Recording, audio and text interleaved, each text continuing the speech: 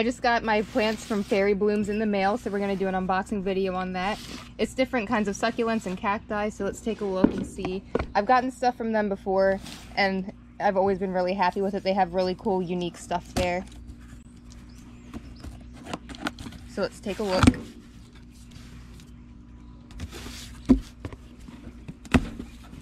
Oh, and Eva's out here helping. Come here, monkey.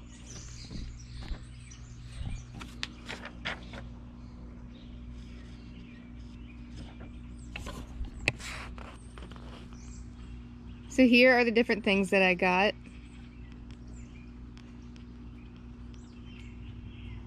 And let's take a look. They look really good on the website, so let's see how they look in real life. But like I said, I bought from this place before, and I've been pretty happy with them, so I have high expectations. And make sure you subscribe, because I also plan on doing more succulent videos in the future. Now, if you're new to this channel, I do a bunch of different things. I have all different kinds of animals. I have a little mini farm, and as you see in this one, I also raise different kinds of rare, unusual, exotic plants and succulents. So it's all kinds of different stuff like that on this channel. So if you've been following me for the animal stuff and the chicken stuff, yes, I will 100% definitely still be making consistent videos about that. But if you're new and you're into plants, definitely consider subscribing, because I plan on doing a lot more of those as well. Sorry, the camera went dark there for a second, so I was just making sure it was still on. But yeah, I plan on also doing some videos about how to propagate succulents and care for them too, so subscribe for that.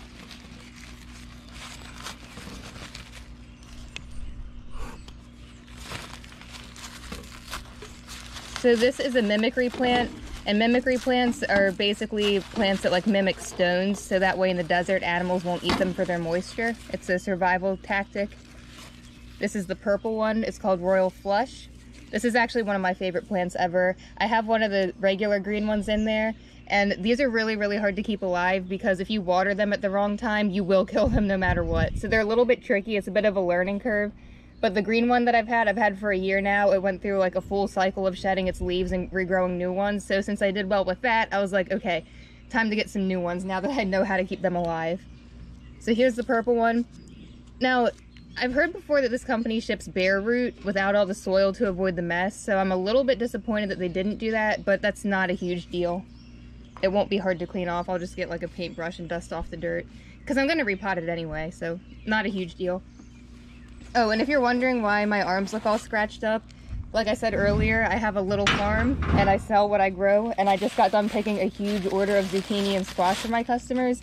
And if you don't already know this, zucchini and squash have very prickly vines, and I'm very scratched up from it. So if you notice that on my arms, it's just from the plants, and that usually goes away in about a day. You can obviously wear like long sleeves to avoid that, but it's very hot out today, so I was willing to take my chances. I think this is going to be the Lithops. Lithops, oh yeah, they are. They're another type of mimicry plant made to look like stones. That's why they grow so low. They don't get very tall. This was their variety color pack, so that's really exciting because I've never had all these colors before, so that's pretty cool. Well, that one's really pretty. Eva, what are you doing? Come here. She wants to escape and go down to the pool, but I'm keeping the gate shut because I can't supervise her at the moment since I'm doing this. Gotta keep her safe. But yeah, those are really cool. They look nice and healthy. These ones are even a little bit more tricky to keep alive than this kind.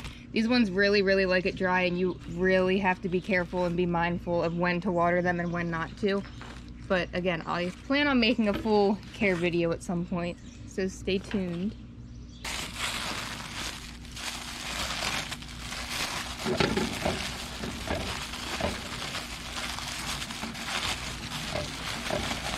I think this is another split rock plant. Oh no, this is I think it's pronounced Karoo Rose, which is similar to the split rock. As you can tell, I'm really into mimicry plants. Even though they're so hard to keep alive, they're one of my favorites. I just think they're so neat and unique. And I've been trying to get this one for a couple years actually, but every time I looked online, they were sold out. So when I saw that they had them this time, I had to jump on it. I'll do a video too where I pot all of these, if I don't include that in this one. We'll see how long this takes. I don't want the video to go too long.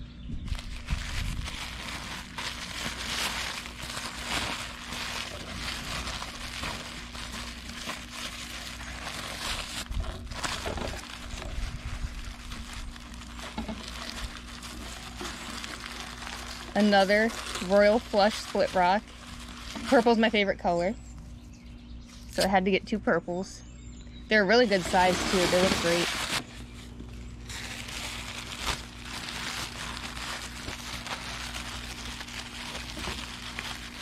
I brought the plate out, by the way, because like I said, I was expecting them to ship bare root, so that way I was going to set them on here so they'd be safe, and so if they had little remnants of dirt left on their roots, it wouldn't fall down onto the deck because we just recently pressure washed, but it's always good to be prepared.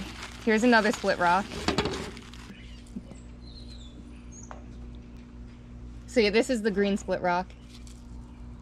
The regular color, the most common color, I guess you could say, for that one.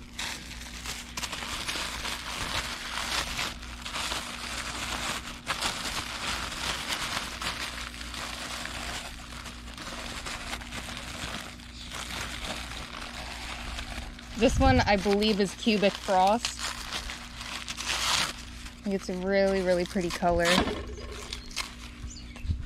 Okay, there's no label on it. Some plant companies will send you little labels, little identifiers that you can stick in there, and I really like that because then when I pot them, I keep that with them. Just because it's good to keep track of everything and the scientific names.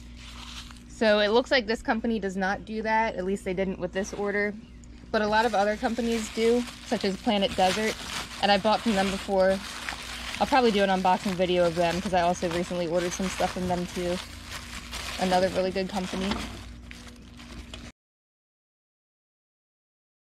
This one is called Dino Egg, and this is really cool, 2-for-1 deal. 2 in the same pot, that's really awesome. And you can tell very similar to the split rock. They get similar care. And the reason they're so fat and juicy looking is because they're, you know, desert plants. So they store a lot of water in their leaves. These are the leaves. Not much to them, pretty simple plants. But they store a lot of that water because where they come from, there's very, very little rainfall. So this is how they survive. They just have adapted to really, really store and hold on to water. But that's why they also rot so easily as houseplants. Oh, hold on. Eva's chewing on my beans. She loves beans. Come on. Come on.